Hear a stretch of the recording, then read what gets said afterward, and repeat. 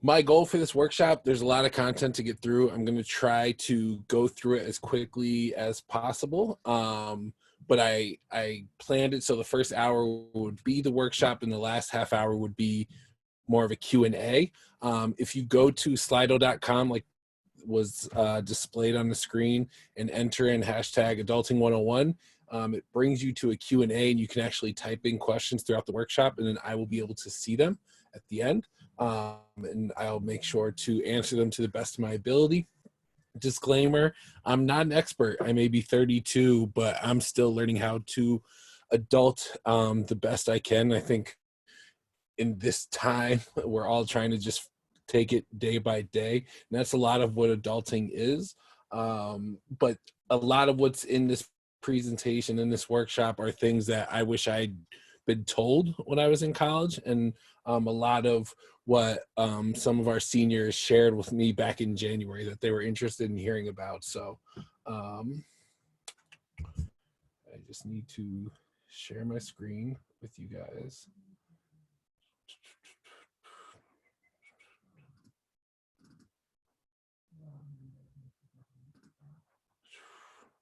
Of course, when I try to share my screen, it tells me no.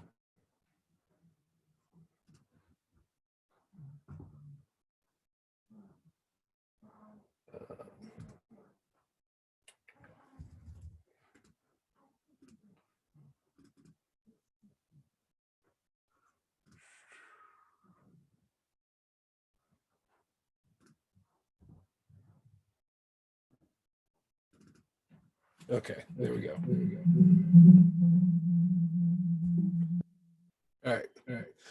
So something that I know is on, what is going on? Is on the minds of a lot of you is finding a place to live after college. Some of you may be fortunate enough that you can live at home after college, but for others, you're on your own, and so finding an apartment can be really overwhelming, and the process is unfortunately not as smooth as other parts of adulting. There is no real central hub, like this is where everyone goes to find their apartment. There's a lot of different websites out there. There's a lot of different pathways to find an apartment. A lot of times it requires perseverance and luck. But okay, so when you're finding an apartment, the first thing that comes into mind is location. You want it to be relatively close to where you're going to work. That's sometimes easier said than done. And there's a lot of factors that go into it. So the first thing that I think about is, like, if I'm finding an apartment, do I have a car or not? Do I have my license or not? Because if I do, great, I can pretty much live wherever I need to be within a realistic distance to work, to commute. If I don't have my license or I don't have a car, then I need to be mindful about public transportation. Outside of major urban centers like New York City, Chicago, San Francisco, public transportation isn't all that great. It's not all that reliable. So you definitely want to take that into consideration when looking for apartments. There's different types of housing out there. There's apartments, lofts, condos. You can rent homes. You can rent rooms within a larger apartment, and they all have varying costs. Obviously, renting a full house is going to cost more than renting one room in a house. A lot of places will require applications. This is something I had no idea about when I was a senior in college, but just to be considered for an apartment, you have to fill out an application. Sometimes there's a cost with that. The first apartment I applied for, it was a $45 application fee, and I had to pay $45 even if they didn't end up giving me the apartment.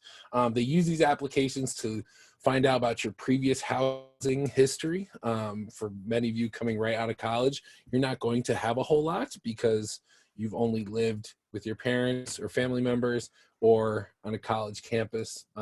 So that sometimes can be a challenge. A lot of places want to rent out to people who have a proven history of being a good tenant.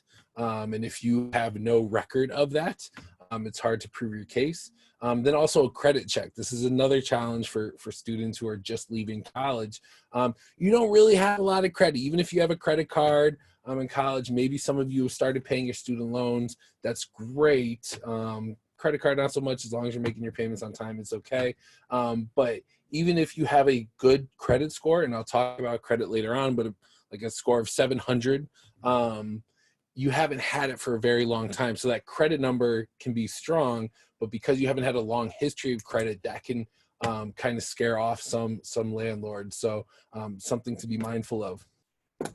When you do find a place that you want to live, whether it's an apartment, a house, a loft, whatever the case, they're going to ask you for a security deposit. That's pretty straightforward across the board. A security deposit is usually the amount of at least 1 month's rent. Sometimes it can be more, sometimes it can be less. Some landlords will be angels and allow you to pay your deposit in smaller amounts, maybe with the first couple of months that you're living there. Other landlords will expect more. Some will ask for security deposit and your first month's rent right up front. Some will even ask for your first month's rent, your last month's rent, and your security deposit. Something to know about your security deposit, I didn't know this until I was moving out of my first apartment. When a landlord collects your security deposit, that's not money for them to spend. They're actually supposed to, by law, put that into a separate account, and that deposit should accrue interest while you are living in that apartment. So if you live there for 10 years and you get your full deposit back, that deposit should be worth more than what you initially gave. What else? Security deposits can also include pet deposits. It can include a number of things. There might be, you have to prove that you have renter's insurance. There could be a whole lot of different things that go into that security deposit. If you do not return your apartment in the same condition at which you started living in it, that landlord will then use that deposit to make up for what you've damaged, or if you left the place a mess, they'll take the cleaning costs. But when you move out of an apartment, and I'll talk about that a little bit more later, they have to prove what they spent that money on. They can't just be like, oh, you left the place a mess, I'm only giving you 200 of the 1,000 back. No, they have to have documented proof of what they cleaned. So that's something to keep in mind. Beware of renter's fraud. All right. If something seems a little sketchy, if it sounds too good to be true, it is. Trust your gut on that. Always look around. If you're using a website like Craigslist, I don't know if this generation uses Craigslist as much as the previous, but Craigslist has historically been a hotbed for finding places to live. Now with social media, Facebook, those sort of things, the marketplace, there's other avenues, but Craigslist for a long time was the hub. But they would have a lot of issues with people taking pictures of someone's home and putting it on Craigslist up for rent at a really, really super too reasonable price. And then they would want you to wire them the money. They would say like, oh, I'm a missionary in West Africa, and just wire me the money and I'll give you the code to, and that's not legitimate at all. So if something sounds too good to be true, don't trust it. When you finally find an apartment, you've made an agreement with the landlord, you're going to have to sign a lease agreement. It is really, really important that you read the lease agreement all the way. That is a contract between you and the landlord, and that is binding. As soon as you sign that lease, it is binding, and rental agreements are one of the hardest agreements to get out of, at least in the state of New York, but pretty much nationally. We've all been raised to just agree to things, right? You upload your computer, or you update your computer, you download a new app, you're using a new resource on the computer, it'll give you an agreement, and you just scroll down and click next, right? We've all done it. You cannot do that with your lease agreement, because whatever your lease agreement says, that is the law. If there is a part of the lease that you don't understand, ask questions. There's typically a lot of legal jargon in leases. You need to do your research, ask around, ask a friend, Google it, but you cannot claim ignorant if there's an issue later on, because if it's in the lease, it's your responsibility to know it. if there's something you're not comfortable with in the lease, you can talk to the landlord. Sometimes there can be an agreement made. For example, when I was going into my second apartment, there was no mention of dogs in the lease. I had a 70-pound Border Collie Labradoodle mix. So I just asked, like, hey, is it okay? Like, I can't live here if I can't have my dog. And she wrote into the lease that me and only I could have a dog in that apartment, not the person downstairs, but I could have a dog. We wrote it into the lease agreement before I signed it, and that was huge. Jesse just asked a question. So the landlord could take you to court if you abuse the lease. Absolutely. If you abuse the lease, they can kick you out. If you break the lease, they can take you to court and make you pay. So for example, if you sign a year-long lease and after 6 months you're like, I'm out, you are still responsible for that last 6 months of rent. Some people are able to rent out the apartment they're renting. It's called subletting. Some leases will strictly say you cannot sublet. Some leases will tell you that you can't have visitors for more than 3 consecutive days. Some landlords say you can't play music past 6 o'clock in the evening. That's why it's important to read every single part of the lease before you sign anything. Because again, once you sign it, that is a legal document, and that will hold up in court. You do not want to go to small claims court. Things to think about with apartments: it's not just your monthly rent that you're going to have to pay. Renter's insurance. A lot of landlords will require they're required to have renter's insurance, but to protect themselves, they require a lot of their tenants to have renter's insurance. It's typically not expensive. I think it was about $10 a month for my apartment when I was right out of college, and I just added on to my car insurance. But if you don't have a car, then you'll have to research and find your own renter's insurance. Cable and Wi-Fi. Apartment complexes typically will include that in your rent. Other places typically no. We're a generation where we're cutting the cord. There's not a whole lot of need for cable, but that doesn't mean cable companies won't try to solicit you. They'll be like, oh yeah, you can have Wi-Fi, but we'll give you a great deal on cable. Just be mindful that a lot of those companies will give you a great deal under a contract, a year long, 2 years long. And then once that contract is up, they jack up the prices. Shop around for Wi-Fi.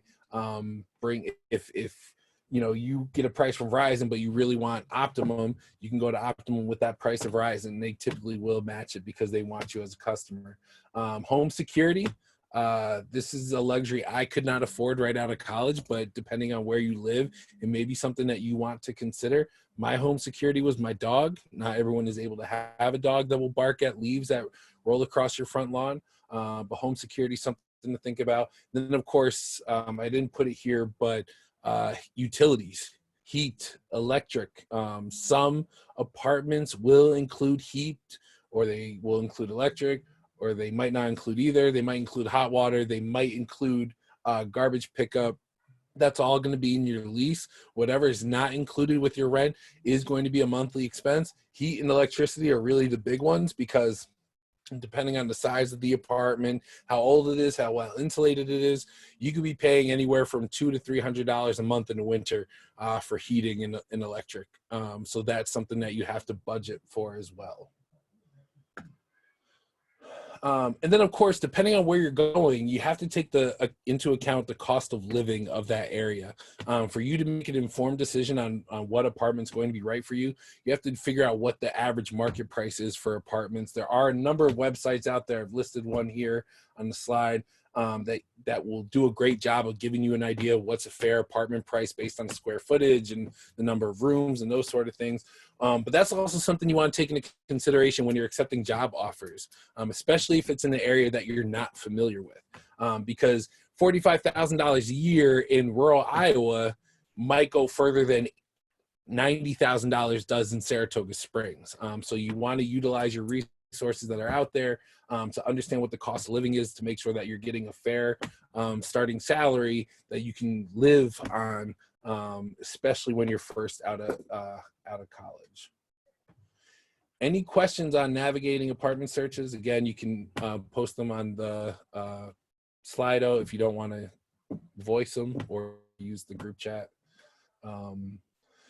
Having roommates helps to keep the cost down. I know many of you have gotten used to maybe as upper class students in college having singles or sharing apartments but having your own room. That's sort of how it is when you rent apartments. You don't typically share a room with somebody, but if you're able to live with friends, great. Sometimes that works out well, as you know, sometimes it may not. Living with strangers sometimes can work out really, really well, or it can be really, really challenging.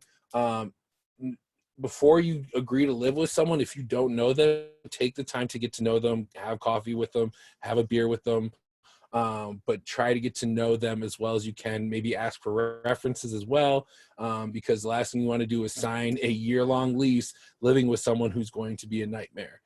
There will be challenges no matter how great they are. I lived with my best friend for 3 years and we had our challenges, but it was a good living situation overall. In terms of finding apartments, a lot of times people find their apartments by luck. Someone they know has a friend who has a room, especially if you're going to an area you've never lived before. If you utilize your networks, reach out to people on social media, reach out to faculty and staff that you know. We have connections all around the country. So if you need a lead finding a place, utilize your network. And if they don't know somebody, they'll know somebody who knows a way to help you find a place to live.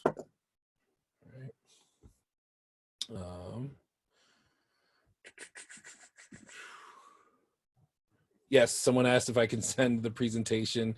Yes, I'm not taking attendance, so if you email me and ask me for the presentation, I can definitely send it to you. I also am recording it, so I'll be able to share that with you as well. Okay, vehicles. All right. So if you don't have the blessings of a family who can just buy you a car as a graduation gift for college, or you weren't in a position where you had a job where you could make monthly payments already at this point in your life, buying a car can be a big deal, especially when you're right out of college. Again, depending on where you live, you may need a car, you may not need a car. If you need a car, you have to decide a couple things. Do you want to buy a car or do you want to lease a car? If you're buying a car, do you want a new car or will you buy used? Leasing cars, there are some benefits. I'm not going to go over everything that's on the slide, but there are benefits to leasing cars. One, typically the down payment can be a lot smaller. Sometimes it can be zero. There's always a lot of sign and drive deals that car dealerships are holding, smaller monthly payments, and you have the car for 2-3 years, and then you have the ability to get a new car if you want. Some of the drawbacks are there's a mileage restriction. So my wife and I, we lease her vehicle right now, and it's a 12,000 mile a year restriction. And we're at 18, almost 19,000 miles. And it won't be 2 years until September 30th. So we've kind of overdriven a little bit. So we have to be really aware, because you will pay per mile if you go over that before your time's up to give the car back. You're also typically paying higher car insurance when you lease, and you can't use it for side hustles like Uber or Lyft. When purchasing, I've only ever bought my cars. Right out of college, I bought a brand new car. Dumbest thing I've ever done in my life. But I had that car for 10 years, and it served me well. I had the great fortune of my dad being there with me, because otherwise I would have had no idea what I was getting myself into. And when you go to a car dealership, their goal is to make money, right? They're going to make you feel like they actually care about you, but their goal at the end of the day is to sell the car for as much as they can over the MSRP, basically the value of the car, as they can, because whatever they sell over an initial amount, that's their bonus. So car dealerships are going to do everything they can to try to game you into paying more for the car. Typically people will take out loans, car payments for purchasing new cars or used cars. And that's where car dealerships can get kind of shisty. They'll ask you, how much do you want to pay a month? And you say, okay, well, I can afford, $250 a month. And they'll be like, great, well, you can get this car and it's a really nice car and maybe it's the dream car you've always wanted. But then they tell you that $250 a month is over 8 years. You do not want a car payment for 8 years. That you don't. Cars start having troubles around 5, 6 years, 7 years. Some cars don't make it to 8 years. The last thing you want is for your car to no longer be a viable option, and you're still making payments on it. So it's important that you do your research. You want to go into a car dealership being an informed customer. There's a lot of websites. Kelly Blue Book is one of them, that will break down how much the car that you're interested in should cost. Knowing that alone will help you in your negotiations. It's weird that to buy a car you have to negotiate, but that's the capitalistic society we live in. But if you are uninformed, they will take advantage of you before you even know that you bought a car. With leasing, typically you need a pretty good credit score. With buying a car, it doesn't need to be excellent, but the stronger your credit is, the better interest rates you're going to get. A lot of places you can finance right at the dealership, or you can finance through your personal bank. I would recommend financing through your personal bank, but sometimes that's not always an option. Long-term loans, I don't recommend a car loan more than 5 years. Some people do. I have a friend who did 8 years. She's still paying for it, and that car is in rough shape. Once you drive off the dealer's lot with a new car, the value of that car is already depreciated. So even if you went and took it back and be like, I don't want it anymore, that car is no longer as valuable as the amount that you've paid or the loan you've taken out for it.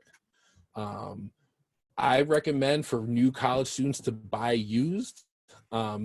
Even like older cars 2-3 years ago are still great new cars. They have all the toys and features that you could want. My car that I most recently bought is a 2017. It has heated seats, rear view camera, literally has all the toys, but it cost me $12,000 less than if I had bought new. So it really comes down to what your financial situation is. And if you're like anything like I was coming out of college, I had 3 part-time jobs and I'd saved up some money, but I wasn't in any kind of condition to be buying a brand new car, yet I did, and I regretted that later on. Questions about buying a car? How do we adults in COVID-19? I'll get to that. How do interest rates work? I am not an expert on interest rates, but I will try to touch on it in a little bit. Okay. All right. When you graduate from college and you get your first job or you start getting job offers, one of the most important parts of deciding whether a job is right for you is deciphering the benefits, right? Your annual salary with a job is one thing. And yes, your salary is important because that's what's going to allow you to pay bills and go on vacation and buy clothes and all that sort of stuff. But there's more to a job offer than just the salary. So the first thing I look for when I'm considering a job offer is a retirement plan. At Skidmore, employees have 11% of our salary automatically placed into a retirement plan for us. I don't have to put anything in. 11% of my salary is automatically put in. Anything I put in on top of that is gravy. So 11% of my salary. The national average is maybe 3%. So that is one really, really great benefit that Skidmore has. Some places don't have retirement plans. Some places you have to work there 5-10 years before you're even eligible for that plan. At Skidmore, you have to typically work a year at Skidmore before that plan kicks in, unless you worked at an institution previously and had a retirement plan. So, but 11%, that is money that I don't ever see. It doesn't come out of my paycheck. It's just magically being saved for me.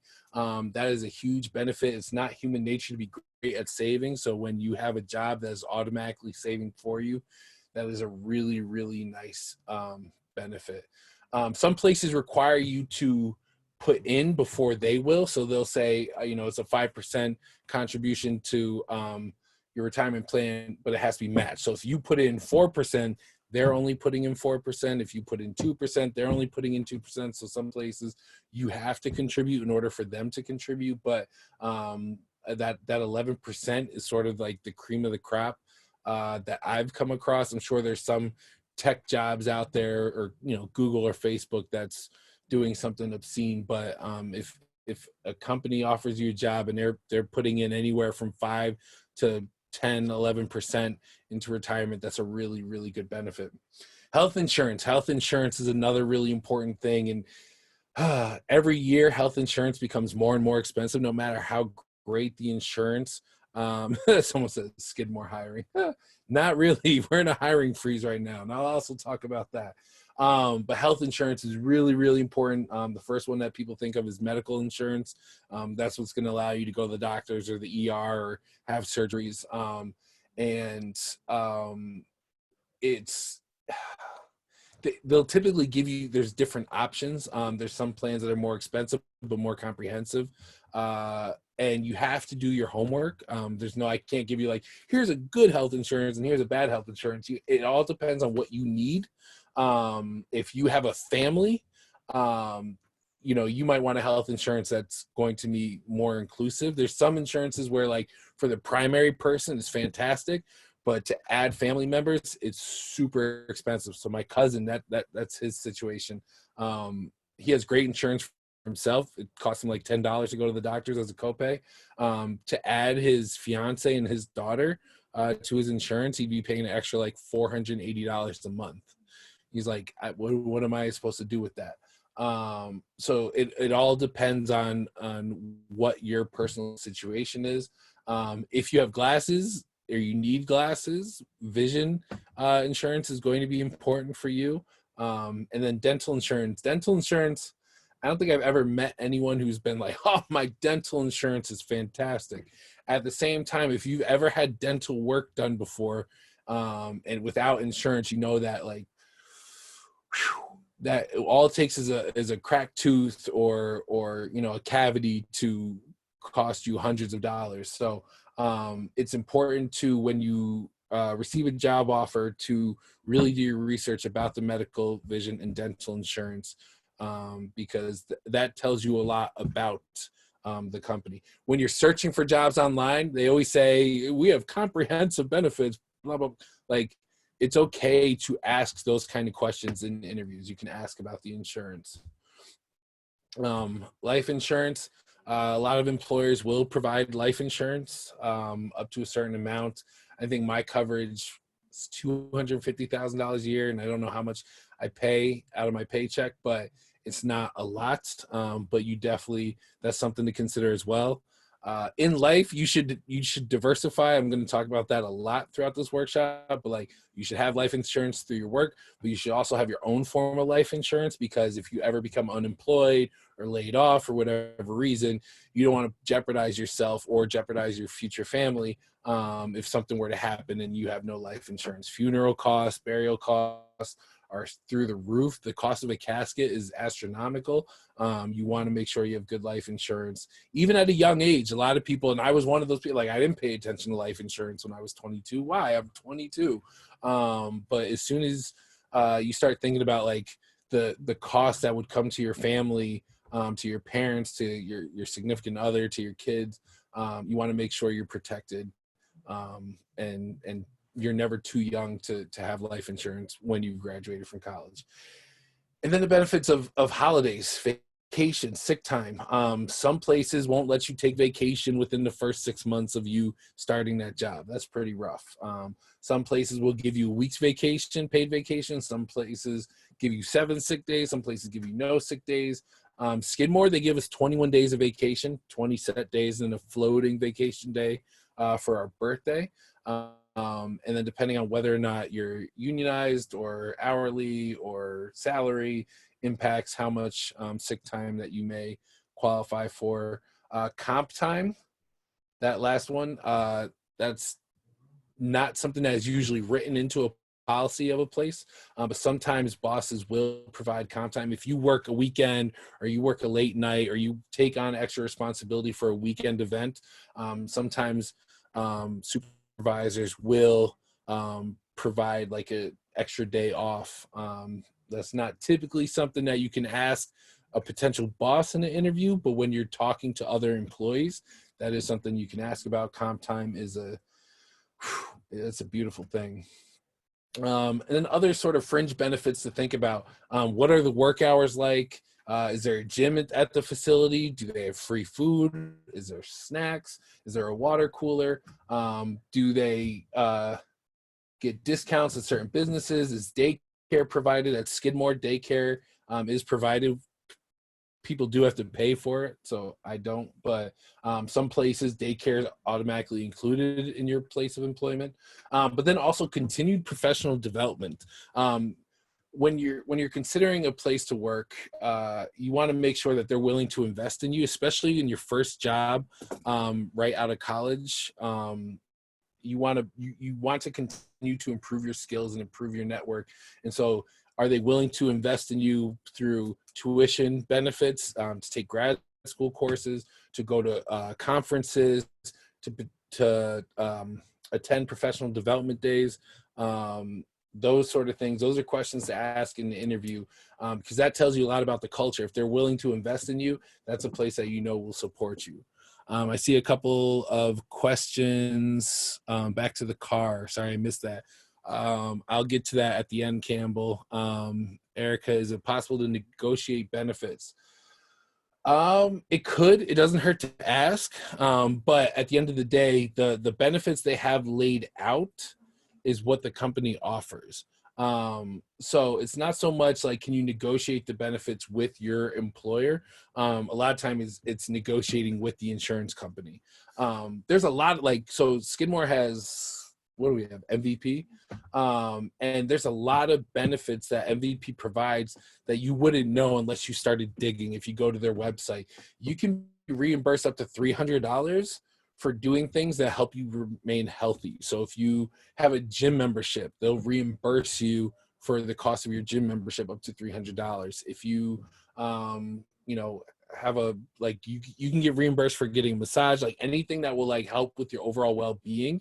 A lot of insurance companies will reimburse you for, and you might be thinking why are they reimbursing you for $300? Well, if you're doing things to keep yourself healthy, it saves the insurance company money in the long run because you'll need less medical treatment in the long run. So does that answer your question, Erica? Hopefully it does. Let's see. Okay.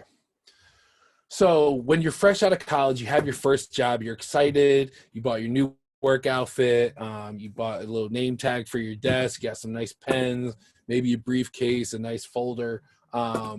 When you start out at a job, it is really, really important that you show up early. Now, I'm not saying you have to show up 3 hours early, but when you're first starting out in your career, you want to build your reputation. That's all you really have when you're starting out is your reputation. You might not have years of experience doing something, but when you're starting out, if people know you're reliable, you're dependable, you're prompt, showing up early to work is one of those ways that you can help to build your reputation as a young professional.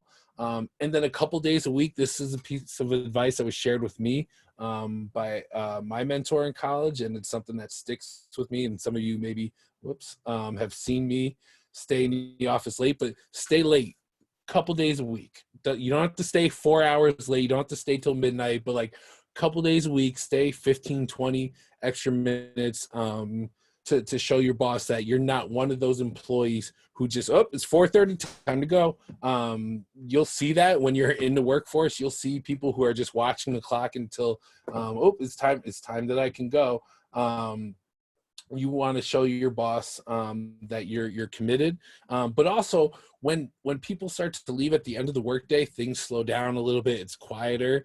I do some of my best work after the end of the workday, and so if you're showing your boss showing up early, couple days a week, maybe you're there a little bit later than the boss, that they see that and they remember that. So do not fall into the office gossip trap. This one hit me hard early in my career. It's not so much that I was creating the gossip, but I wasn't not listening to it. Every workplace is going to be different. Every workplace is going to have different personalities. Some workplaces, they'll want to hang out after work, and that's fine. You totally can go out, hang out on weekends if you want to, but just be careful about what kind of conversations you're participating in the office, because you don't ever want to be want to have it misconstrued. The next one, do not date within your office. Some of you might be laughing about that, but I can tell you from witnessing it, but also personal experience, that if that relationship does not go well, it is not going to be great the rest of the time you're working at that office. So my personal rule is don't date in your industry, because no matter what the industry, it's a small industry, people know each other, people talk, and you're likely to continue to see that person at conferences and professional developments or Zoom meetings 2 hours before your workshop. So yeah, I highly recommend you not dating in your office. But if you do, different places of employment have different rules. So you'll want to check with HR's policies before starting any sort of relationship within your office. Some places really frown upon that. And then another thing to think about when you're starting a job, when you're about to accept a job or you're in the interview process, ask about the onboarding process. An onboarding process is basically like how they bring you on and train you. And there's a lot of industries that are not very good about onboarding. Some places will just hire you and then go ahead. That was my experience when I started in admissions. They hired me. I didn't have a computer for the first 2 weeks, but they told me to plan my travel territory in Chicago, in Minnesota, in Wisconsin, places I'd never been before. And I was using my iPhone to try to map out my travel.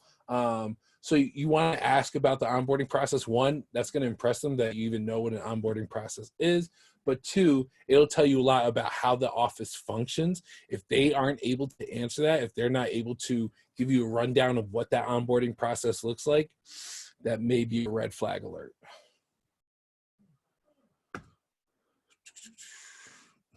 All right, I'm all over the place, but back to health insurance. All right, so there's two main kinds of medical insurance. There's an HMO and a PPO.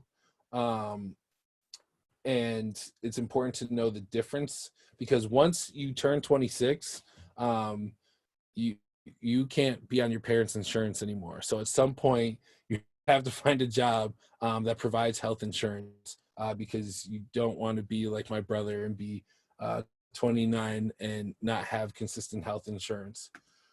All right, so an HMO, health maintenance organization access. So this allows you access to doctors and hospitals within a network. A PPO, the preferred provider organization, is much more flexible. So I personally have a PPO. The reason why I have a PPO is because my wife's father lives in Florida and we go down and visit. And with our daughter now, if anything ever happened, I'd want peace of mind in knowing that we could go to any hospital or any doctor's office and be taken care of. When you have an HMO is usually a little bit more affordable, but there's much more restrictions in what kind of medical care you can receive. With vision, it's not going to cover all the costs of your glasses or your eye doctor visits or contact lenses. And I have 20/15 vision, so I haven't needed glasses, so it's not my area of expertise. I definitely recommend talking to someone else about vision insurance, but typically the places I've worked haven't had great vision insurance. And so I think what people do is they try to like buy in bulk when they can and just try to avoid using their vision insurance as much as possible. With dental, this was something that caught me off guard. Whereas health insurance, you have a copay. A lot of dental insurances provide reimbursement. So first time I went to the dentist on my own, I was pretty proud. I made the dental appointment on my own, went there, had my teeth done. When I was a kid, we just like left. I don't know what my mom did. And when they told me that I had to pay $346, I was like, hold on. I have $40 in my checking account. I got a checking in the savings. So that caught me off guard. So it's really important that when you have dental insurance, you really do your research so you're prepared for that bill at the end. Brianna has asked a question. Can you switch from HMO to PMO health insurance at any point during your career. So you can change, and you can change on an annual basis. It's going to depend on your place of employment. At Skidmore, we have a 15-day window in November where we can make changes to our benefits. Outside of that 15-day window, you are out of luck. You only if there's a big event in your life can you adjust it outside. So when Josephine was born, I was able to make some adjustments to my health coverage because she was born. You couldn't have health insurance for her before she was born. And then also if you get married, you can also have an extension on that window to make some changes. But other than that, we can't make any changes. But yeah, as you're going throughout your career, if you're changing jobs or whatever, yeah, you can change. But when it comes to like, if you're at your place of employment, you have to follow whatever rules and guidelines are set with your particular human resources department. All right, finding doctors. This is something that I never really thought about until I was on my own, but especially if you're not living in your home community, you're out on your own, you're living in a different part of the country. How do you find a doctor, and how do you find a good doctor? Because not all doctors are created equally. Insurance providers provide search engines on their website, so you can search for doctors that are covered by your insurance. That's a great way to start. Something I did is I just asked some people in my office, like, who do you go to for your dentist? Who do you go to for your doctor? What do you like? What don't you like? I've also posted on social media before for other people to make recommendations. And then, like most things in life, I Google it. But I also take what's posted on Google with a grain of salt, because what I've found in life is that the only people who really review places are people who are upset. So sometimes, like our pediatrician, who's fantastic, she has a 3.5 star rating, but she has been nothing but incredible. So you have to do your research. You have to talk to different people. And if you go to a doctor and you don't enjoy them, like, you always can find a new doctor. Is there a way to ask or see if the doctors are in network with your insurance? Yes.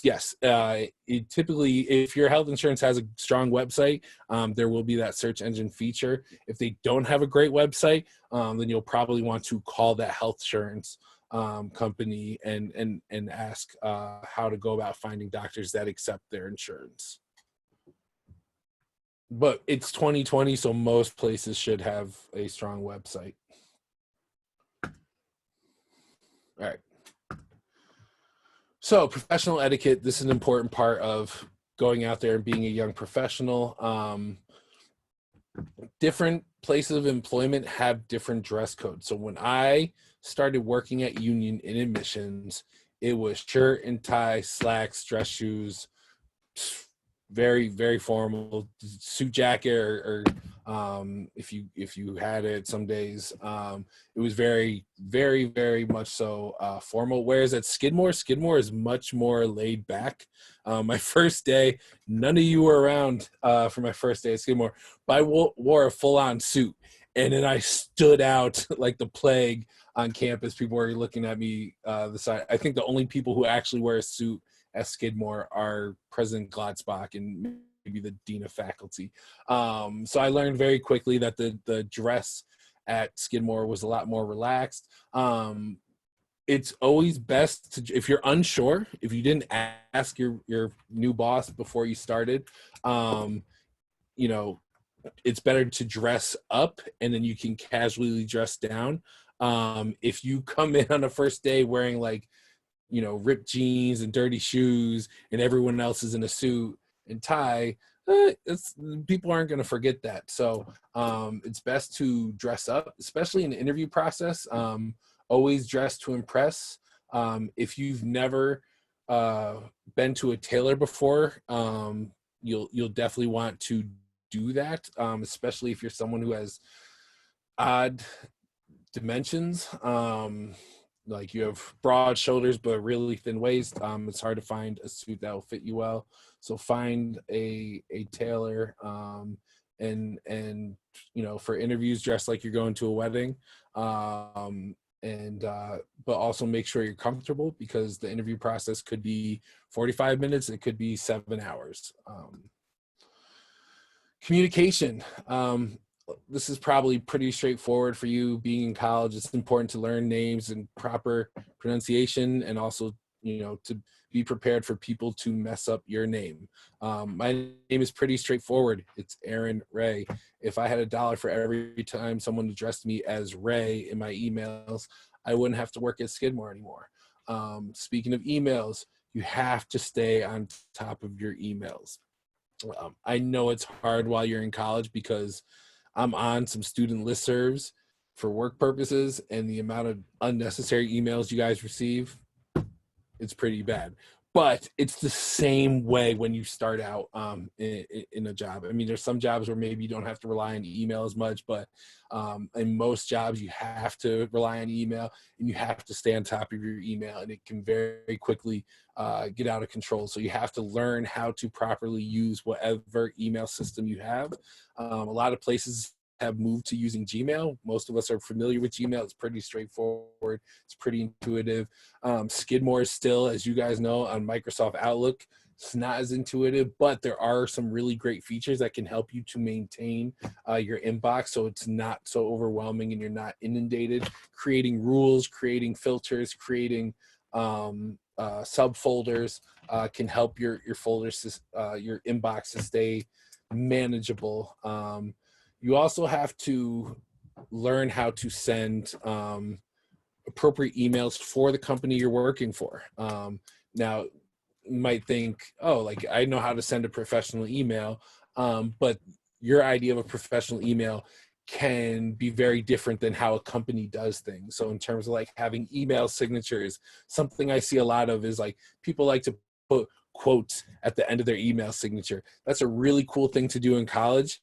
Not so much when you're outside of college. And especially if the quote is almost comedic. I had a former student when I was at Union who had a Dr. Seuss quote, but it wasn't like something really, really inspiring. It was from Horton Has a Who. And it just, every time I saw it, I was like, what are you doing? So you have to quickly learn the email etiquette of your place of employment.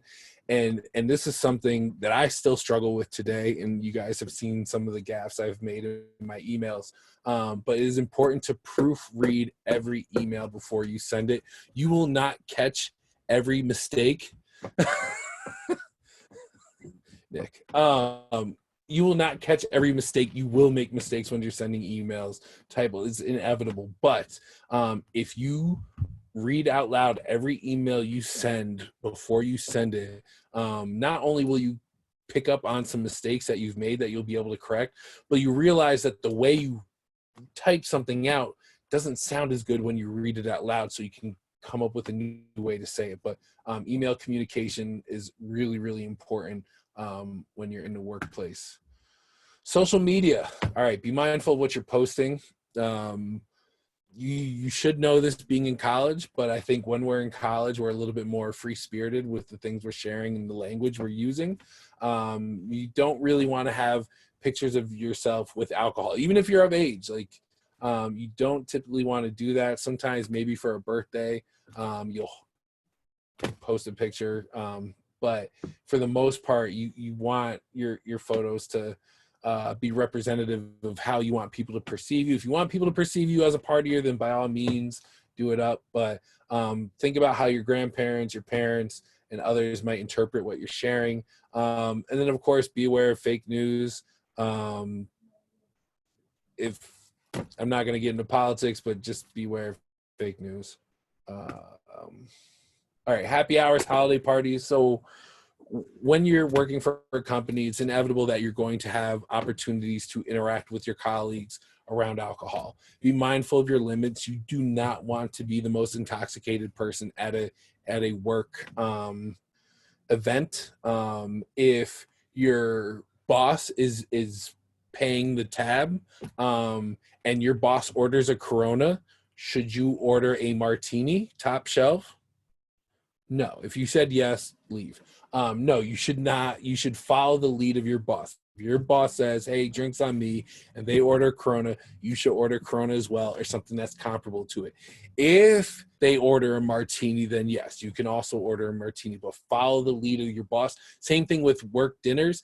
If your boss orders an appetizer, an entree, and a dessert, great, you can order an appetizer, an entree, or dessert.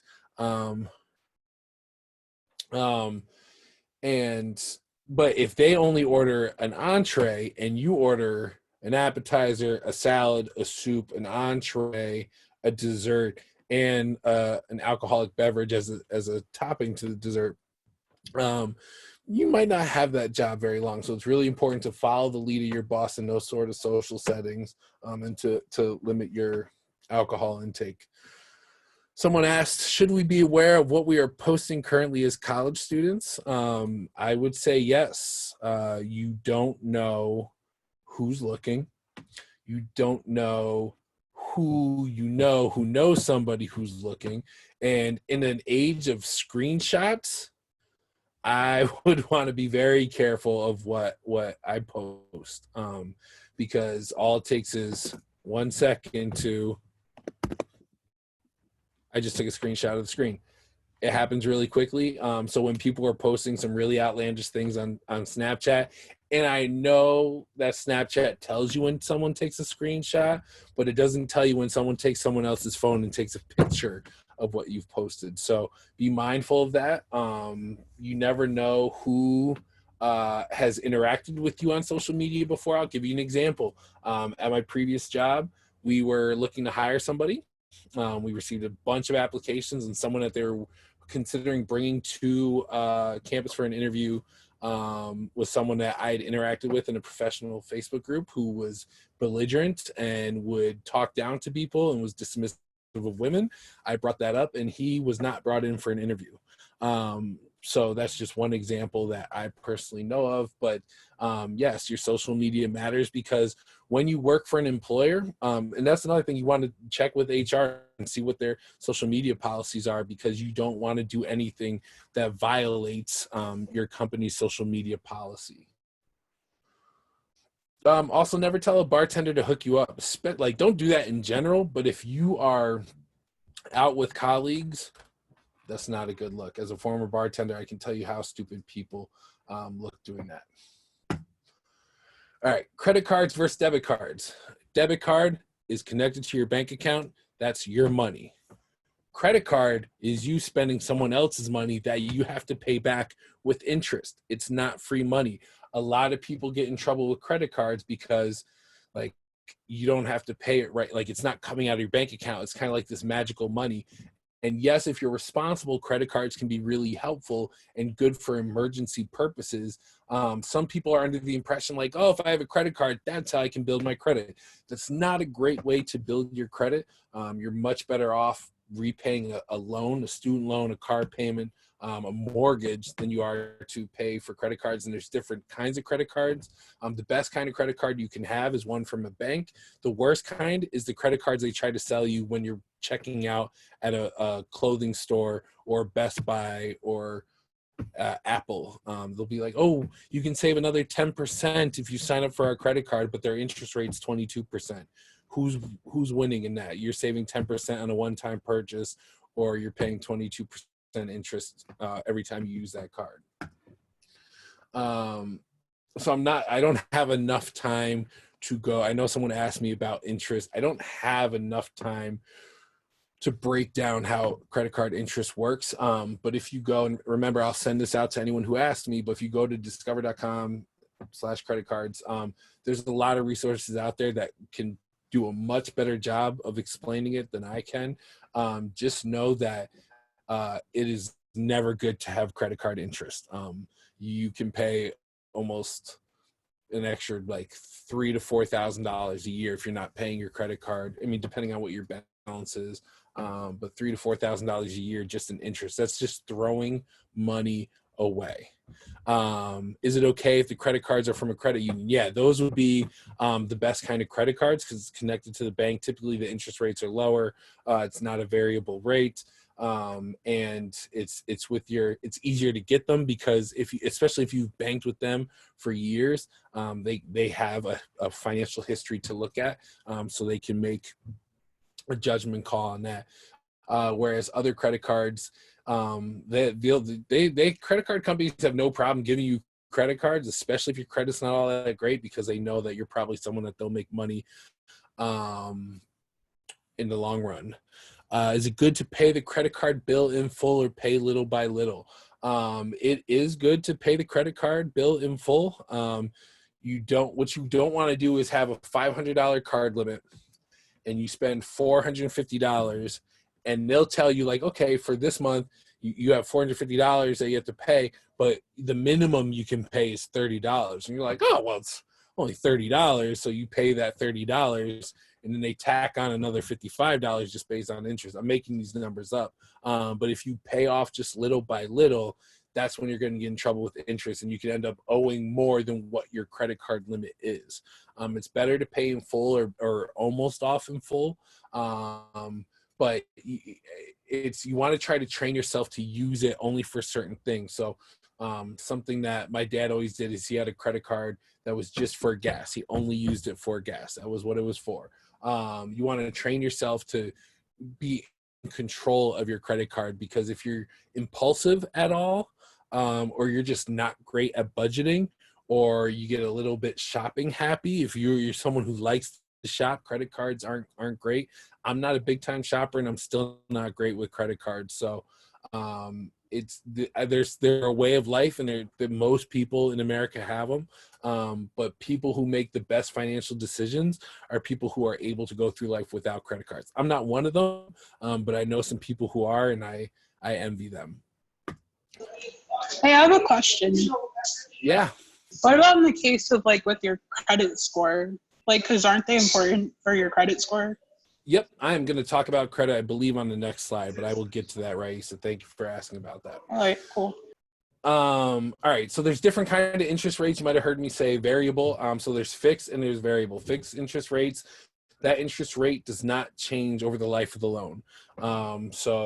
My mortgage is, I don't remember what, I think it's 3.5%, but it will always be 3.5%. A variable loan, the interest rates can fluctuate based on how the overall economy is doing. And so sometimes that interest rate can be higher than what a fixed rate would be, but it also sometimes can be lower.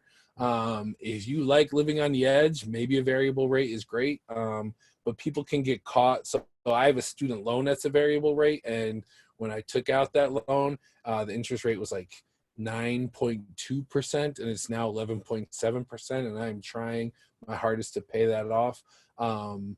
There are values to both, and I recommend doing your research into them, but it's important to know the difference between fixed and variable, and that difference is a fixed rate stays the same, variable rate can change.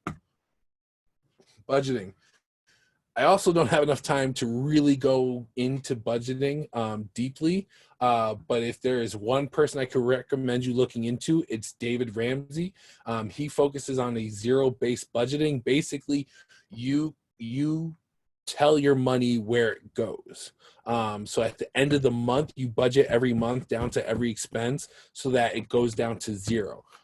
So, for example, you have your car payment, your rent, your cell phone bill, your cable bill, and your insurance. And that comes out to be $2,000. And your income for the month is $2,500. So you dedicate $300 to groceries, $100 to fun activities, and another $100. I think that brings me to $2,500. Another $100 to savings. But like, there's no penny that's unaccounted for. If you tell your money where to go, it's easier for you to save than if you're just like flying by the seat of your pants. So I used to be a bartender, and so my monthly income would change every month depending on how busy I was as a bartender. And so I developed some really poor habits with budgeting. I would start to take on expenses or go out and eat or buy gifts or buy myself stuff. And then when I would have a month where that income wasn't the same, when I took a dip, I didn't work as much. Maybe I was traveling more for my other job, or things were just slower in the summer. I would struggle and have to dip into my savings. So no matter what, if your income, if your salary, if you're hourly, if you are making tips, you want to develop a budget that works for you, and you want to stick to that budget. When it comes to saving, something that works well for me, and it's going to be different for everyone, I automatically have a certain percentage of my paycheck every other week. We get paid bi-weekly, put into a separate savings account. It's not attached to my debit card. I've hidden that debit card away from me. So every month, my paychecks, a portion of my paychecks are going into a separate savings.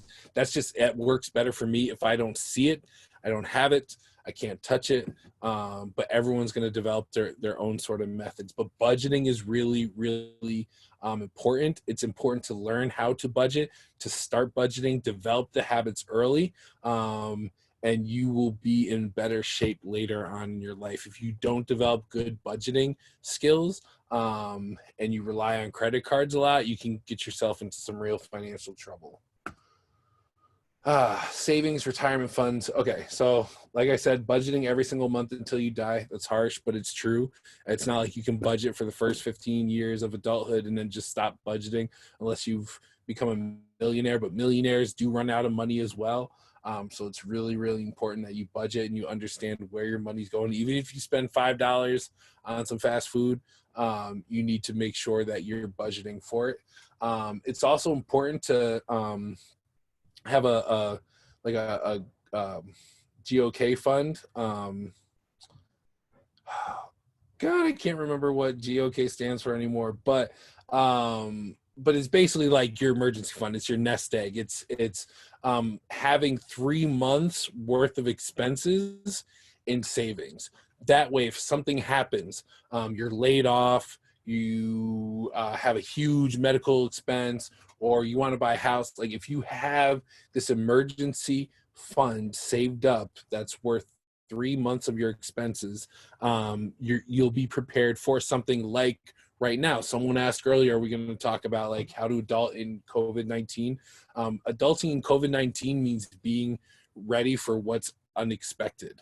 And so having something like a GOK fund, 3 months worth of expenses in your emergency savings. That way, if you do get laid off, you get furloughed, you can survive even if unemployment is backed up. Like right now in New York State, they've had 205,000 people apply for unemployment in a very short period of time. The unemployment system was overloaded. It was crashing. People would call, my wife would call about 1,000 times a day and be hung up on. She'd get through and then get to the last part of it, and then she would get hung up on. God only knows. Yes, Nick. God only knows. GOK stands for God only knows. So there are people who have gone 6 weeks without receiving unemployment, and they've been furloughed or laid off from their place of employment, and they're running out of money, and now they're at real risk of not having food to feed their family. So having a God only knows fund is super, super important because you don't know what's going to happen. No one could have predicted. We knew a pandemic could happen eventually. No one knew it was happening this year. No one knew it was happening. Even when it was happening, no one knew it was going to be this bad. So it's really, really important that, especially as you start out your career, that you're saving initially. When you start getting, stop moving forward. When you start getting paychecks, and it's more money than you've ever made in your life, your natural instinct is to enjoy that. And there's some validity to that. Like you're going to need some things. You're going to need furniture if you're getting your own apartment. You're going to need new clothes for work, those sort of things. But you really want to be frugal.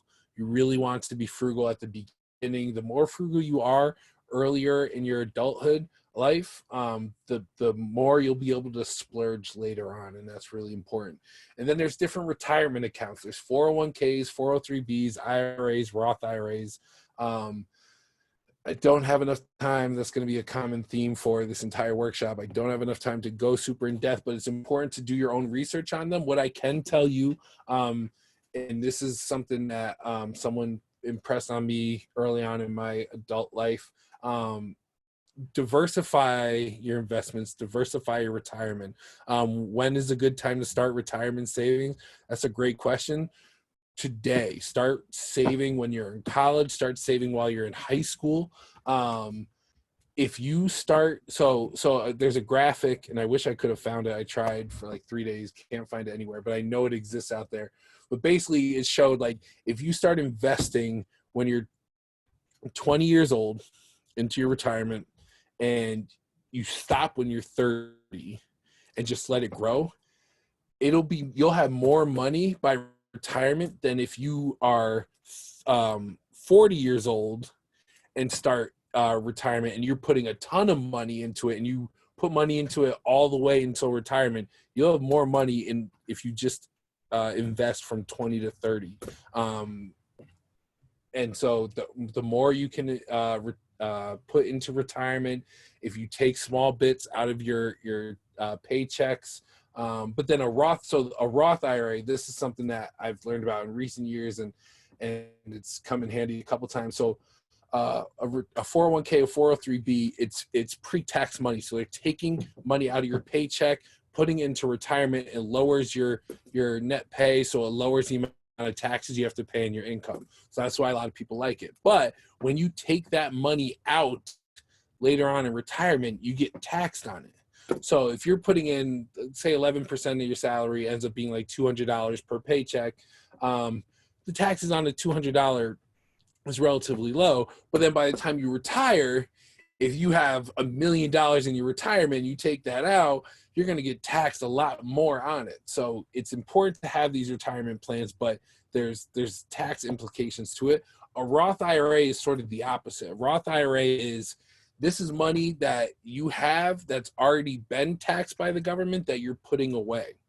And when you take that money out later, you don't have to pay taxes on it because you've already paid taxes on it. Now, there's income limits to having a Roth IRA. I believe it's like $123,000 a year. If your income is below that, you can have a Roth IRA. So it's really, the Roth IRA is kind of for the middle class and the lower class to really kind of invest. But I think it's important to have a 403b through your employer, your own Roth IRA, an IRA. Someone asked about using apps like Acorn and those sort of things. I think it's important to invest in the stock market in companies that you are trustful in.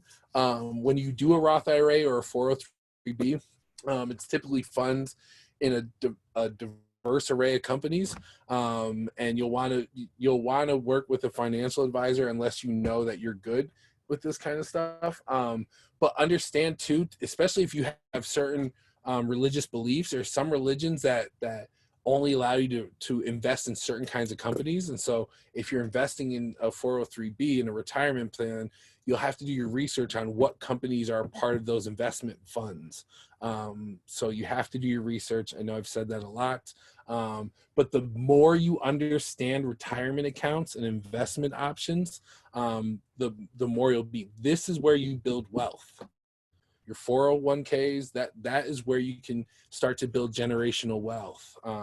Pensions, if you can find a job in 2020 that has a pension, bless you. Typically it's state jobs that really only have pensions, teachers, those are the sort of jobs that have pensions. Those are pretty much gone. These kind of retirement investment plans are what's sort of the fad. But the more you invest now, the more you'll be able to splurge later on. Do you recommend online savings accounts? That's a good question. I don't know enough about online saving accounts. There's a lot I'm still learning going into this adulting life. My only experience is with like credit unions and larger banks, physical places. So I don't have an answer for you, Sarah, but I will look into it, and the next time I do a workshop like this, I will try to include that. All right, so Raisa asked about credit. So this is a credit score chart. It varies depending. There's three main companies that will make up your credit score. And this is generally the chart that they follow. If you're in the 680 and above range, you have good credit. You're in good shape. If you're below 600, just like it says, you're in poor shape. The lower your credit score, the less likely you are to be approved for loans. But not just loans. It can impact you being able to get an apartment because some landlords aren't going to want to rent to someone who has poor credit. Some places do background checks before they hire you, and sometimes your credit score is incorporated into that background check. If you want to get a phone plan, they're checking your credit score. If you want to finance furniture for your apartment, they're checking your credit score. So your credit score is really important. The pie chart shows you sort of the formula for determining your credit score.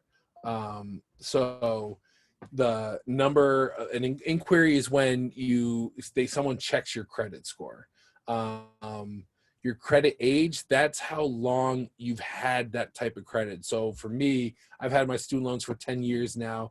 10 plus years for credit is good. I also just bought my car in January, so that's 4 months of credit. That's not good. So it averages out all the credit that you've ever had and the lengths of it. It's all averaged out to help make up that portion of it. When you apply for credit, based on your income and your credit score and that sort of thing, they'll evaluate how much credit you have in terms of like dollars amount. So say it says you have $10,000 worth of credit. In terms of your credit utilization, if you owe $9,000 and your credit limit is $10,000, that's poor credit utilization. You want to keep your credit utilization down at 30% or lower. And then your payment history. If you're making payments on time, that's good. If you miss payments, if you go delinquent, meaning more than 3 months of not making payments, if you've had an account go to collections, that can ding your credit score. So your credit score is made up of a wide variety of things. The one thing I didn't understand when I first graduated college, I had a good credit score. I had a really good credit. It was like a 780. I had a really good credit score. And then I applied for a Southwest credit card. I was like, oh yeah, I want those 300,000 air mile points. That'll be cool. And I was denied. And I didn't understand. I'm like, I have good credit. What do you mean?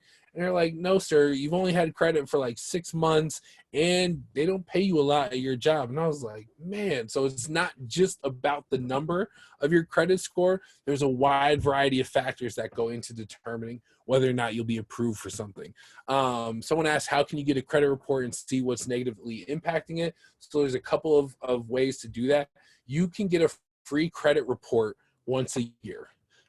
There's freecreditreport.com. There's a wide variety of ways to get it. A lot of credit card companies, if you have a credit card and you have the app, like I have American Express and a Visa, Wells Fargo, and they'll provide you a way to check your credit. There's also free options like Credit Karma that will also show your credit score. Credit Karma is not always accurate. And when you're using the credit card apps, they're typically only showing you one of the three creditors. So it's really an average of all three. So there's sometimes like, oh, my credit score looks really good, but if I looked at a different one, it's 100 points lower. How is that even a thing? It's because if you've ever been late for a payment or you've gone over 3 months or what have you, they may only report it to one of the three. So you could have two credit scores that are really good, but then this one over here, was reported that you missed a payment, or you have identity theft, those sort of things. It's all determined differently. It's a really jacked up system. It's like you can't really win sometimes, but if you check your credit score through things like Credit Karma, through your credit card, checking your credit does not hurt your credit score. But if you apply for financing, right, you apply for a car loan, you apply for financing to buy furniture, you apply for financing to pay for that dental procedure that you didn't know was going to cost so much, you apply for financing to buy an engagement ring, that's a hard inquiry that can lower your credit score, which is kind of jacked up process. Like, hey, I have good credit and I'm just getting some financing, but just having them check your credit, doing an inquiry is going to negatively impact your credit score. It doesn't make sense. It's not fair. But welcome to capitalism. Scrolling back up, someone had asked, what happens if you have a retirement plan through work and then you leave the job? That is a great question. Every employer is going to be different, but some will require you to work at a specific place for 3 or 5 years before you can take your retirement plan with you. So that's a great question. That's something that's important to know. When I was at Union, it was 3 years to be vested, so that to show that like you've put in your time at that employment. I worked there for 5 years, so I was able to take my retirement with me to Skidmore. I've now been at Skidmore for 5 years, so if I left Skidmore, I could take my Skidmore and my Union retirement with me. I do know some people who have left before that 3 years, and when if you leave before you're vested, all the money you put in you can take with you, but all the money your employer put in you cannot take with you. So that's something to be aware of. But great question. I just want to check, see if there's questions on. Someone asked, do you keep your Skidmore emails after you graduate? Yes, you do. I think they become like Skidmore alumni emails, but you do keep your email address. Someone asked, do you have to have retirement with a job, or can you do it separately? If you lose a job, do you still keep your retirement? So great question. So yeah, something like a Roth IRA or an IRA, that's a retirement plan that you can do on your own, completely separate. If you lose your job, like there's different ways to lose your job. If you are fired, from a job, if it's after you've been vested that 3 years or whatever that employer sets, then you take that money with you. If you're fired before you're vested, then you lose out on that money. If you're furloughed, that's a word that a lot of people are maybe hearing right now. If you're furloughed, that's like a temporary layoff. You're still you're still employed, but you're not getting paid, but you still are able to accrue benefits. So that's kind of like the college's way of like, or an employer's way of saying like, hey, we value you, but we can't pay you right now, so don't go anywhere, but we'll let you know when we can pay you. So sometimes furloughing is good, sometimes furloughing is bad.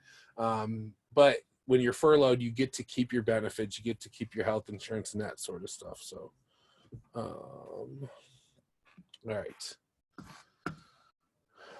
Taxes. Okay. Taxes, that's sort of like the scary word. People are afraid of doing taxes. When you're right out of college, when you're in your first job or two after college, taxes are pretty straightforward. It seems really scary, but there's a lot of websites, TurboTax, TaxAct. You can go to H&R Block. I don't recommend H&R Block, but you can go to H&R Block. But unless you have you own a variety of properties, you have crazy investments, and you have unless you have some really crazy situations going on, your tax process is going to be pretty straightforward, and you can save a lot of money by doing it on your own. It's not as hard as it may seem.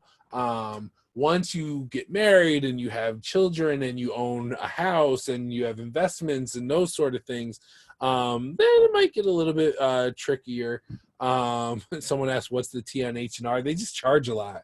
And when I went this year because my wife and I had taken time off in the previous tax year to spend time with Josephine for paternity leave. And so we had a bunch of different, we had 13 different forms. And so I was like, let me just talk to someone who knows what they're doing. Man, let me tell you, not only was this at the beginning of the pandemic, this was early March, and this dude was coughing and then tried to shake my hand. He also didn't know what he was doing, and I would have been better off doing it on my own. So someone when I was a kid called H&R Block H&R Bluff. I believe it now. I would have been better off doing it on my own. But if you own your own business, you probably want to go to a tax expert. But especially when you're right out of college, it's a very easy process. If you can graduate from college, you can do your taxes, I promise you. Okay.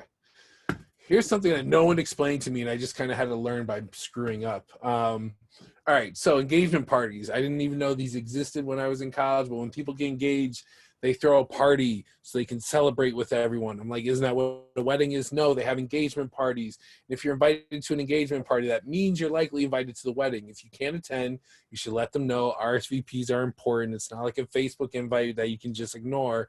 If someone takes the time to mail you something for an RSVP, it's really important that you're responding in a timely manner. If you can't attend, you should still send a gift. That's just proper etiquette. They'll have an engagement party registry, or you can give money. Yeah, if you can't attend, you should still send a gift. Don't ask me why. That's just American culture. Is it weird to do? Is it weird to do housewarming parties for apartments to get a free toaster? For apartments, yeah, that's a little bit on the odd side. For houses, not so much. But typically what people bring during a housewarming is wine. And it's typically the bottle of wine that they got at a previous party that they don't want to drink. So be careful what you wish for when you have a apartment warming party. Weddings. Weddings will happen, and they may happen sooner than you think. This is important to know. I made this mistake. It was my first wedding right out of college, and I was invited. It was a family friend I've known for years. And they didn't say that my girlfriend was invited. Didn't say +1 or anything like that. Come to find out, she was not invited. Fortunately, I asked via Facebook, like, hey, can't wait to introduce you to my girlfriend. And it turned out to be like some big thing that I didn't learn about for like another 3 years. But they let me bring my girlfriend at the time, which was a mistake. But do not assume that you're able to bring a guest, because when it comes to weddings, they're typically very expensive. And they have to pay a certain amount per person who is attending. And so RSVPs are important. Don't RSVP after the date and be like, oh, so sorry, I was busy. Don't do that. They have to give catering the numbers well in advance of the wedding. So be prompt with those. If you're invited to a bachelorette or a bachelor party, they're expensive. They can be a lot of fun. The fads now are to do destination bachelor and bachelorette parties. I had a bachelor party in Nashville. At the end of the entire trip, it cost me about $1,800 to be a part of that. That is money I will never get back. But they are fun. Typically, those who are in the wedding parties are expected to attend, and they might invite some people from outside of those. You don't have to attend. It's okay to not attend. But you should still kind of try to contribute to the bachelor or bachelorette party if you can. It's okay to not attend weddings. Before COVID-19, I had 7 weddings this year, and we were going to attend 6 of them. We were going to say no to 1 of them. It's okay to not attend a wedding, but depending on like how well you know them, you should still send a gift. Now, someone asked, how much. Someone said we should give 3 gifts regardless. No, you should give 2 gifts: engagement party and a wedding. But someone asked, how much money should you give? That's a great question. It depends on how fancy the wedding is. I know that sounds a little icky, but if it's like a black tie affair, it's at a really expensive golf club or something like that, or it's at a fancy hotel, you might want to give $150 per person. So if it's you and your date, that's about $300. Now, you might be thinking as a college student right now, $300? What? but sometimes people are paying $175 to $200 per person to have that wedding. Now, if you're not trying to spend that kind of money on a wedding, they will have a wedding registry, and you can choose what gifts to send them, so you don't have to spend that kind of money. Even if you're not attending the wedding, it's still proper etiquette to send a gift. Baby showers, that will also happen a lot sooner than you can think. I had a friend have a baby shower while I was still in college, and that has scarred me for a long time. The current trend is to host co-ed baby showers. So fellas, you're not out of the, you're not safe from them either. They'll have registries. Check with the registry. When it comes to baby showers, get them what they need, not what you think they want. I can speak to that myself. While it's cute that you wanted to make a sign, a handmade sign with Josephine's name on it. One, you should make sure the spelling's correct, but two, that doesn't help us with diapers. So at the end of the day, send diapers for baby showers, diapers. But RSVPs, again, are really important, and you don't have to attend, but if you can attend, you should definitely still try to send a gift because those parents need diapers. Pets. All right, a lot of people love pets. Cats and dogs are most popular. Be mindful, though. You have to feed them. They need supplies. There will be vet bills. Traveling with pets can be challenging. If you don't have anyone to watch your dog, you have to board them. That can be really expensive. Renting, if you want to rent with certain breeds, it's almost impossible. If you are able to find a place that will take your dog, they're going to charge you sometimes a monthly fee to have that dog there. Or they'll require a pet deposit that's non-refundable. And then there's pet emergencies. Your dog can start, excreting blood in places that they've never excreted blood before, and you have to go to a vet emergency room at 1:00 in the morning on a Saturday when no vet office is open, and spend $3,600 for something that just went away on its own. So be mindful. The amount of dogs that are in, or cats too, very specific. The amount of dogs or cats that are in pounds or shelters is because people make impulse decisions to get pets. These are living beings, and there's consequences if you're not able to take care of them. Which I just said. And I mentioned finding apartments can be really, really challenging. And if you have a pet in an apartment, good luck getting the deposit back because they will jack it up in some way, shape, or form. All right, 10 things I wish I knew before I graduated from college. One, your life will never be the same. When you're in college, you're living down the hallway or living in the building next door from some of your best friends. They're easily accessible. You're able to, sorry, Mariana, you're easily able to engage with them and hang out with them. It takes very little work. After college, you're still going to keep in touch with your friends. I talk to my close friends from college every single day. We're in each other's weddings. Like, there's a lot of positives to it, but just college is such a specific experience, and you have it for 4 years. And then you don't have it. And so there's going to be an adjustment period. And this year's weird. Obviously, COVID-19 has kind of sped up the timeline. But even when this is all said and done and things have gone back to a new normal, to say, things will be different, and it still will take some getting used to. There are no shortcuts in life. I think a lot of people, when they go into college, they think, I'm going to go to college, I'm going to graduate, I'm going to get a job, and everything's going to be hunky-dory and things are going to be great. That will be true. That will be true for some people. You will be able to, travel and go on vacations and do a lot of those things, but there's going to be ups and downs. There's going to be good times. There's going to be bad times. But there's no shortcuts. You're not going to get your dream job most likely right out of college. You're going to have to put in time. You're going to have to put in work. You're going to have to show up early. You're going to have to stay late. Work-life balance, especially right out of college, is not necessarily a thing. A lot of people work 2 jobs. They have a side hustle. They're trying to make ends meet. But what you do at the beginning is going to impact you later on in life. And so there are no shortcuts, but the work you're putting in early on will pay off in the end. job hunting, some of you are experiencing this now. Job hunting is a terrible but necessary evil. Job hunting is like doing this awful homework assignment over and over and over and over. Editing your resume to fit the specific industry you're applying for, writing a cover letter for every specific job you're applying for. It's rough. There's going to be a lot of rejection, or worse than rejection, ghosting, not even getting a response, seeing that the job that you applied for was reposted. And you're like, but I applied. What, you could have had me. Job hunting is a terrible but necessary evil. You're going to see some of your friends maybe get jobs already, and or they may get jobs a lot quicker than you. It may take you sometimes. It may take 6 months or a full year before you land a job that you feel satisfied with as a first job.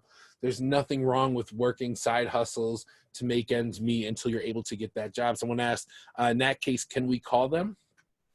You can.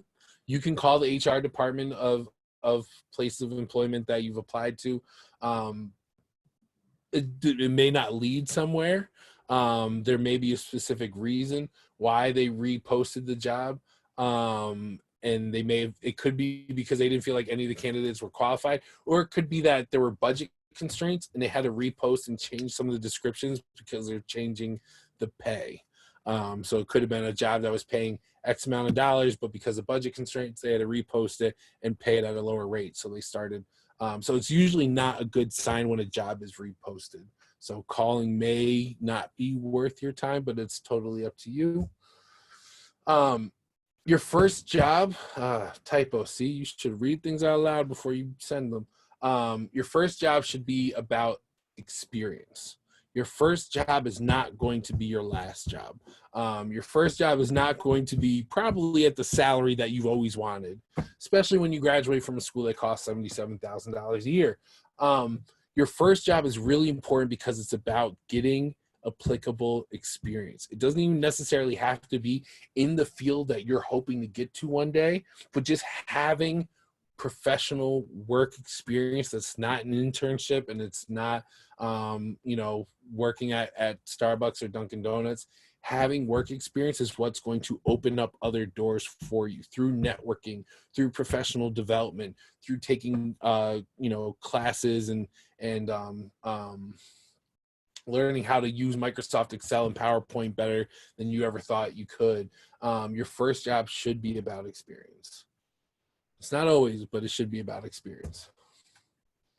Your metabolism is going to change. And you might be laughing right now, but it's going to change, and it's going to change drastically. And you need to learn how to cook healthy, and you need to learn how to exercise on a consistent basis. So when you find a job, if they have a gym on site, that is a huge perk, because the older you get, the harder it is to work out at the end of the day. But that's the one thing I think a lot of my friends really struggle with, because some of them had six packs in college and never had to do anything. But your metabolism is going to change. All right, frugal now, splurge later. So like I said, I was a bartender. And so some months I made a lot of money. Sometimes I made more money bartending than I did working as an assistant dean of admissions at Union. But I wasn't always frugal, and sometimes I would splurge. When you have cash in hand, it's really hard to be frugal. And not that I regret that, but I definitely would have been in a much better financial situation if I had saved more and been more frugal at the beginning. I was never a big baller spender, but I definitely spent more than I probably needed to. So you want to be, the more frugal you are, it's the same thing in college. The more frugal you are, the better off you'll be after. The more frugal you are in your early 20s, the better you're going to be in your early 30s. Someone asked, what if shopping is your coping mechanism? Oh, you can shop, just don't check out. That's all. Just go around and try stuff on and feel it. Just walk around Marshalls and feel real good. But you don't have to buy it. And a lot of people think that, like, oh, I got this on sale. There's no such thing as a sale. They just mark up the prices and then give a percentage of it off, and then they still made 110% of what they originally would have made. So don't fall for that. Take a marketing course and you'll learn all about that. Hanging with friends as an adult takes work. Hanging with friends as an adult takes work. You have to work around each other's schedules and energy levels, and there are going to be periods of your 20s where you're going to feel more introverted than others. So someone said I feel that way currently. But that's the thing, right? Like it just in college, it's like everyone's just kind of you're typically able to hang out when you want and do what you want when you want it. But when you're working a 9 to 5, your friends are working a 9 to 5, or you're working a 9 to 5 and they're working a 5 to 2, when your schedules don't sync up, you know, it really takes effort to hang out, and it's not a bad thing. It's just different. It's different than what college is. Invest early, invest often, and diversify your investments. You shouldn't only invest in the stock market. You shouldn't only rely on your employer's contribution to your retirement. You want to have a variety of investments, and invest in different types of things. That way, during recessions, you're able to withstand some of the ups and downs. Overall, throughout history, the stock market always goes up. There's dips and dips and dips, but it always goes up. So you have to be patient with your investments. Some people are really good at like daily investing and like buying low, selling high, and getting in and getting out. But that's almost a full-time job. So if you're trying to work a full-time job and do that, it's not going to work out well for you. Some of those apps like Acorn, where you're able to invest you know, your leftover change into different things, that's great. That's small money, which is good to learn how to invest. But it's important to invest in a wide variety of things, and not just investing money, but investing time into building yourself up. If I had $1 every time someone I know or have worked with just says, oh, I don't know how to do that, or like you ask them to do something through Excel and they don't know how to, like, you should always be working to improve yourself, developing your skills, finding hobbies and honing them. If you're a photographer, you know, working on a side hustle, doing, you know, weddings or birthday parties or family portraits or whatnot, but invest in yourself. Give back. If you graduate with a bachelor's degree, you are in a privileged position. No matter where you came from, you are in a privileged position.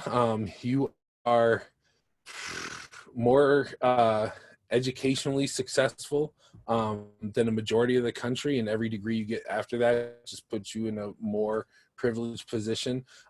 Give back to those who either helped you to get where you are. Give back to your communities, pass it on, share your knowledge with other people, mentor younger people and help them to figure out their paths, but give back. It doesn't always have to be financial. You should donate, you know, donating back to your alma mater, while it doesn't have to be a large amount. Alumni participation matters when it comes to rankings and all that superficial stuff, but giving back financially is great, but also giving back through your time and through your energy and through your experiences and sharing it with others can be really, really valuable. And then finally, be gracious. You didn't get here on your own. There are a lot of people who made a lot of sacrifices for you to be where you are, and you've made a lot of sacrifice to be where you are, but you have to be gracious. You have classmates. I had classmates who took it for granted and take every day for granted, but knowing where you've come from and knowing where you want to be, you have to continue to be gracious, because life will throw things at you really quickly, and so if you remain gracious, you'll likely come out on top.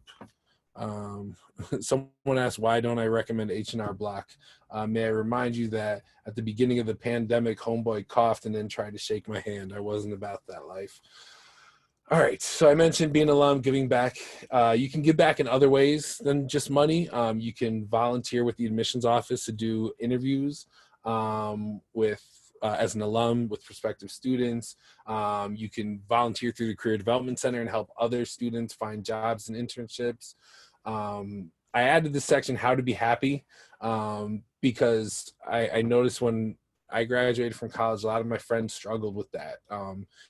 I had a dog, so that's what kept me happy. But a lot of people struggle right after college because they're comparing themselves to others, right? They're comparing themselves to people who their parents own Fortune 500 companies, and those students have been given all the advantages in the world, and things haven't necessarily worked out for my friends in that way.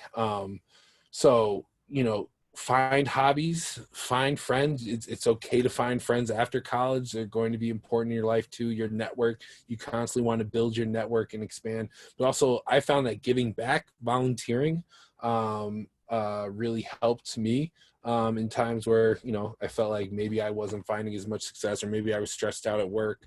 And then nutrition and fitness, I mentioned already. Sorry, Mariana.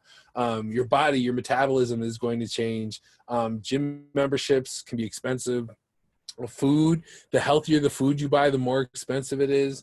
The one thing that's worked really well for me is having a workout partner, someone that will keep you honest, keep you healthy. You don't have to work out in a gym. You don't have to run a half marathon to stay in shape. It could be something as simple as going for walks at the end of each day. But that can help as well. All right. Whew, that was a